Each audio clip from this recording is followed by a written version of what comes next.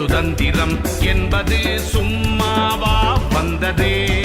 பிளாசி முதல் செங்கோட்டை வரை உரை ஓவியம். சுதந்திரம் என்பது சும்மாவா வந்ததே.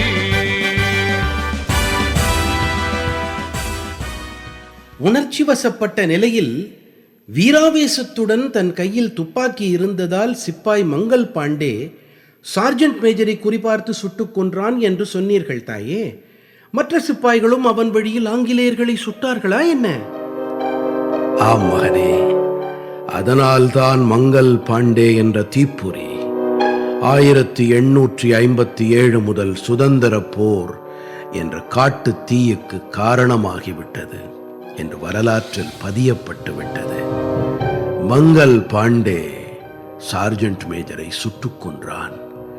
அவனை பிடித்து கட்ட கட்டளையிட்டும் எந்த சிப்பாயும் முன்வராததால் தானே களத்தில் இறங்கினான் லெப்டினன்ட் போ. அவன் கட்டளைக்கு சிப்பாய்கள் செவிசாய்க்கவில்லை என்பதுடன் அவனையும் தாக்க துணிந்தார்கள் சிப்பாய்கள். போ படுகாயமடைந்தான்.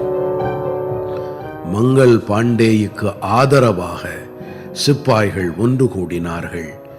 ஒவ்வொருவர் கையிலும் துப்பாக்கி, ஒவ்வொன்றும் ஆங்கிலேயர்களை குறிபார்த்து கொண்டிருந்தது. அதனால் ஆங்கிலேய வீரர்கள் அங்கே குவியத் தொடங்கினார்கள். மங்கள் பாண்டேயை சுற்றி வளைத்து பிடிக்க முயன்றார்கள். அப்போது மங்கள் பாண்டேயின் சக சிப்பாய்கள் கர்ஜித்தார்கள். பாண்டேயை தொடாதீர்கள், தொட்டால் நடப்பதே வேறு என்று ஒன்றாக குரல் கொடுத்தார்கள். அந்த கர்ஜனையில் கலவரப்பட்ட ஆங்கிலேய வீரர்கள் பின்வாங்கினார்கள். நிலைமையை கட்டுக்குள் கொண்டு வர கர்னல் வீலர் அங்கே விரைந்து வந்தான். ஆனால் சிப்பாய்களின் உறுதியான ஆவேச குரல்கள் அவனையும் திரும்பி போக வைத்தது.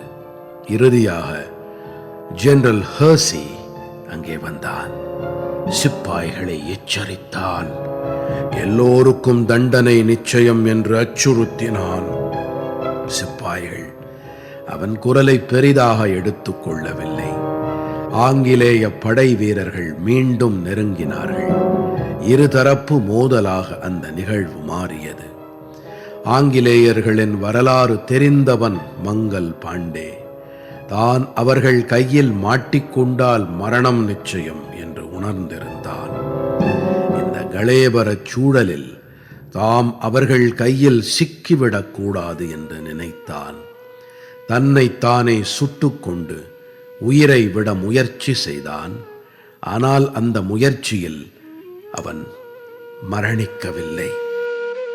படுகாயத்துடன் கீழே சரிந்தான். காயம் மாறும் முன் மங்கள் பாண்டே மீது உடனடி இராணுவ விசாரணை நடந்தது. அவன் கலகக்காரன், கொலையாளி என்றெல்லாம் குற்றம் சாட்டப்பட்டது. ஆம், நான் கலகக்காரன் தான் என்றான் மங்கள் பாண்டே. உனக்கு தூக்கு தண்டனை என்று தீர்ப்பு சொன்னார்கள். நல்லது, நான் ஏற்றுக்கொள்ளுகிறேன் என்றான் மங்கள் பாண்டே. விசாரணையின் போது அவனிடம் இருந்து வேறு தகவல்களை பெற முயன்றார்கள். ஒரு சிப்பாய் இப்படி இராணுவ தலைவனை, மேஜரை சுட்டுக் கொல்ல முயல்வது தன்னிச்சையானதாக இருக்காது, திட்டமிட்டே செய்திருப்பார்கள் என்று அவர்கள் தீர்மானித்தார்கள். உனக்கு உதவி செய்தவர்கள் யார்? எவர் கட்டளைப்படி இப்படி நடந்து கொண்டாய்? உண்மையை சொன்னால் உன்னை உயிரோடு விடுகிறோம் என்று ஆசை காட்டினார்கள். மங்கள் பாண்டே தெளிவாக, அமைதியாக, தீர்க்கமாக பதிலளித்தான்.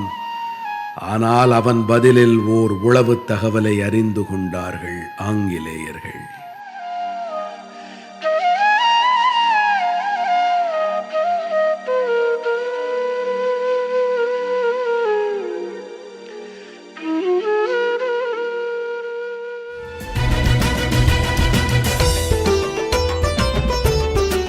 பிளாசி முதல் செங்கோட்டை வரை உரை ஓவியம் கேட்டீர்கள். ஆசி கூறி வாழ்த்திடவே அஞ்சிடுவார் பெரியோர், மாசு ஆசை பேசி மயக்கிடவே முனைந்து நிற்கும் சுற்றம் இருந்த போதும் லட்சியத்தில் வீறு நடை போட்டு இன்னுயிரை தந்தவர்கள் எத்தனையோ எத்தனை. படைப்பு சென்னை வானொலி நிலையம்.